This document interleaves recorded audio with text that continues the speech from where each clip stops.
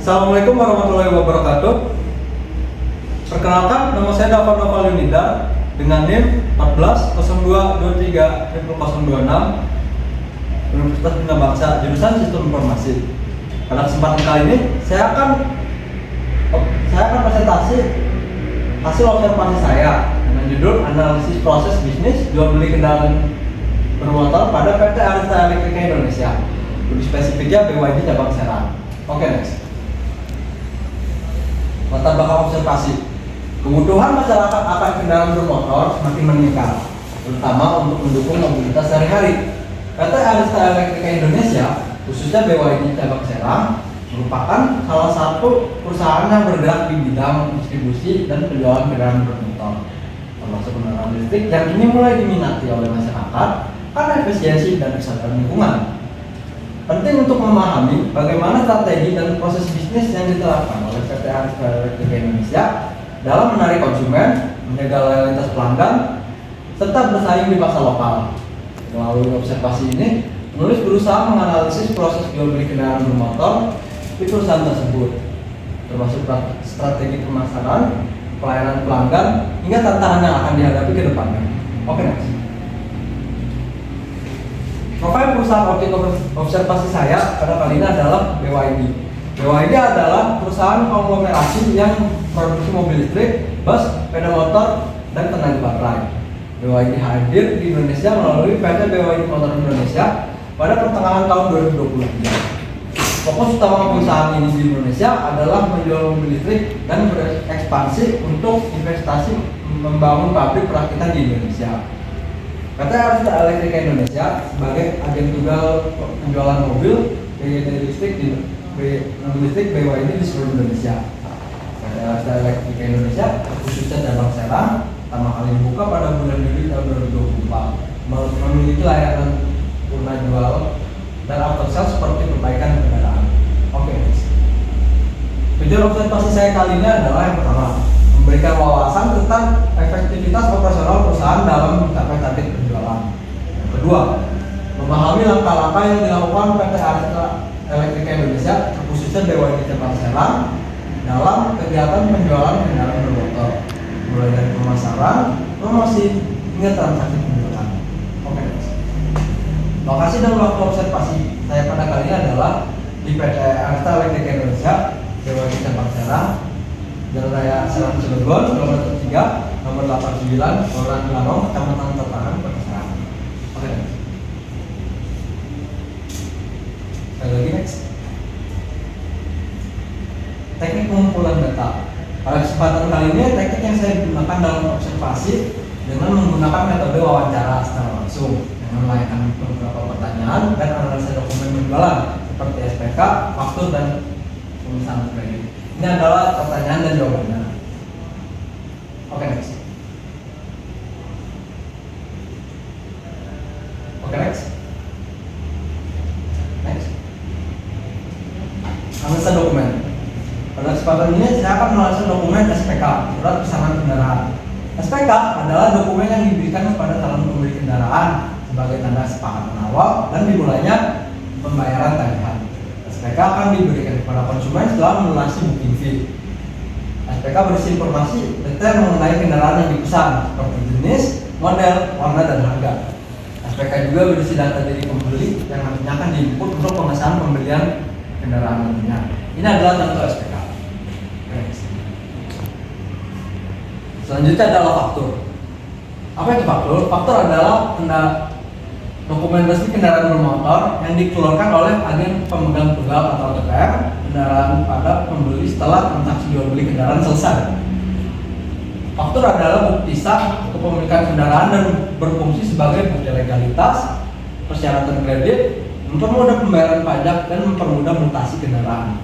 Faktur kendaraan memuat informasi seperti yang pertama, nomor angka, nomor mesin, tahun pembuatan, merek kendaraan, tipe kendaraan, harga kendaraan, nama dan alamat penjual serta pembeli.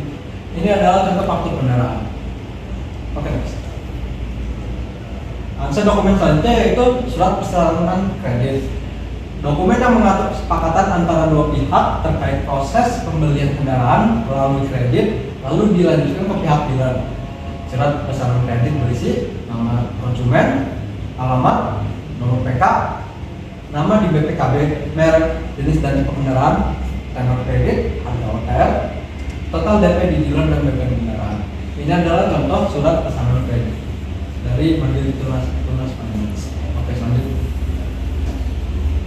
Ini adalah alur atau proses jual beli kendaraan. Oke, next. Kali ini saya akan menjelaskan picture penjual mobilnya. Yang pertama, membeli data ke dealer di teman sales untuk melihat mobil yang dipilih, seperti warna, tipe, harga, dan modelnya. Selanjutnya, jika pembeli sepakat untuk membeli sebuah unit dengan model dan warna yang ditentukan, maka sales akan membeli surat pesanan kendaraan yang memiliki data dan pembeli, tipe, warna, harga mobil, tanda jadi bayar muka, cash, dan metode pembayaran misalkan atau kredit. Selanjutnya, pihak sales memberikan formulir SPK kepada pihak manajemen dealer untuk disimpulkan data pembeli dan proses permintaan unit yang dipesan.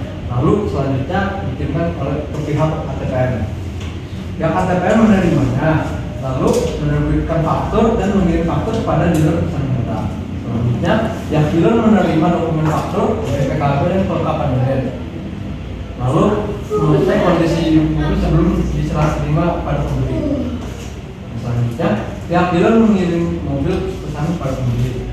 STNK dan BPKB, STNK dan plat nomor menyusul setelah proses dari kepolisian. Oke.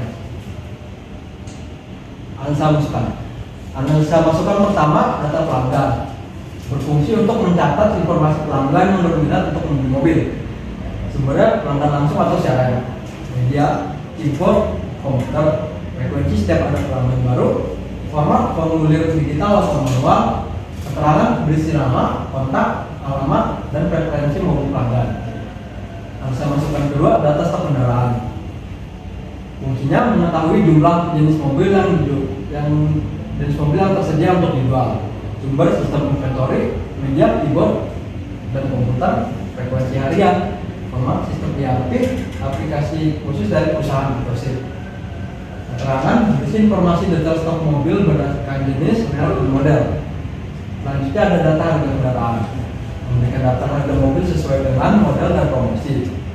Sumber dari departemen penjualan, media file digital, frekuensi bulanan atau revisi, format dokumen PDF atau SD. Keterangan berisi data harga kendaraan termasuk diskon atau program promosi yang sedang berlangsung. Oke, next. Ini adalah pusat keluarannya. Yang pertama, faktur penjualan. Fungsi sebagai dokumen resmi transaksi penjualan mobil. Media kertas mempunyai 3 rangkap. Rangkap pertama berwarna putih untuk pelanggan, rangkap kedua berwarna biru untuk bagian keuangan, rangkap ketiga berwarna kuning untuk administrasi dealer. Keterangannya berisi informasi detail mobil, harga, metode pembayaran, dan data pelanggan. Yang kedua, nota pembayaran DP. Berfungsi sebagai pembayaran uang muka atau down payment. Media kertas digital. Mempunyai dua lembar. Yang pertama untuk pelanggan, lembar kedua untuk bagian keuangan. Berisi rincian pembayaran uang muka, metode pembayaran, dan tanda tangan pelanggan. Analisa keluaran selanjutnya yaitu laporan penjualan bulanan. Rekapitulasi penjualan mobil dalam periode tertentu. Media digital, distribusi kirim langsung ke manajemen, berisi jumlah unit terjual, jenis mobil, pendapatan, dan tren penjualan bulanan. Oke, next. Ini adalah usulan perbaikan proses bisnis. Usulan pertama, proses bisnis penjualan di mobil dioptimalkan melalui integrasi sistem ERP untuk mempermudah manajemen stok, dokumen kendaraan, hingga proses kredit. Dengan digitalisasi ini, waktu proses dari pelanggan datang hingga kendaraan diterima dapat dipangkas dari 10 hari menjadi 5 hari saja. Selain itu, pelayanan pelanggan ditingkatkan melalui penggunaan CRM yang memungkinkan layanan follow up otomatis. Ini adalah diagram perbaikannya. Alur manual yang pertama, pelanggan datang, diskusi kebutuhan, cek stok secara manual, proses kredit secara manual, finalisasi dokumen, dan terakhir setelah terima kendaraan. Ini diagram status perbaikan. Alur digital yang pertama, pelanggan datang, 2 data pelanggan dicatat di CRM, 3 cek stok otomatis melalui sistem ERP tadi, keempat, proses kredit secara otomatis. Kelima, finalisasi dokumen digital. Terakhir, setelah kendaraan lebih cepat. Oke, apa dampak positif yang ditonjolkan jika perusahaan melakukan usulan tersebut? Yang pertama, pengurangan waktu proses hingga 30%, peningkatan akurasi data stok dan dokumen, efisiensi biaya operasional, peningkatan kepuasan pelanggan karena pelayanannya lebih cepat dan terintegrasi. Oke, next. Kesimpulan pada observasi saya kali ini adalah pada PT Kalista Elektrika Indonesia, khususnya BWI Cabang Serang, perusahaan tersebut memiliki proses bisnis yang hampir sama atau sesuai dengan kebanyakan perusahaan penjualan kendaraan bermotor lainnya. Tetapi hanya proses marketing dan sales saja yang berbeda, tergantung bagaimana cara perusahaan memanajemennya. Hasil pengamatan saya di BWI Cabang Serang melakukan proses marketing melalui pameran, sosial media, dan canvassing.